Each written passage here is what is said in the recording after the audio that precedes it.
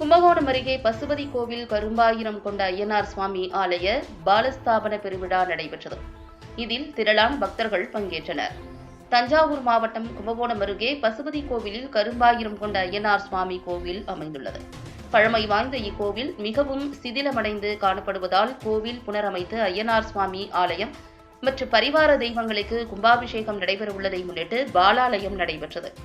பாலாலயம் நிகழ்ச்சியை முன்னிட்டு கணேச பூஜை, வாஸ்து பூஜை உள்ளிட்ட யாகசாலை பூஜைகள் தொடங்கி 2ஆம் கால பூஜைகள் நடைபெற்று ஜபம், ஹோமமும் அதனைத் தொடர்ந்து மகா பூர்ணாகுதி, கலசாபிஷேகமும் மங்கள தீபாராதனையும் காண்பிக்கப்பட்டது. அதனைத் தொடர்ந்து ஐயனார் சுவாமிக்கு சிறப்பு அபிஷேக ஆராதனைகள் நடைபெற்று தீபாராதனை காண்பிக்கப்பட்டு பக்தர்களுக்கு பிரசாதம் வழங்கப்பட்டது. பாலாலய நிகழ்ச்சியில் பசுபதி கோவில் மற்றும் சுற்றுப்புற கிராமங்களைச் சேர்ந்த ஏராளமானோர் கலந்து கொண்டு சுவாமி தரிசனம் செய்தனர்.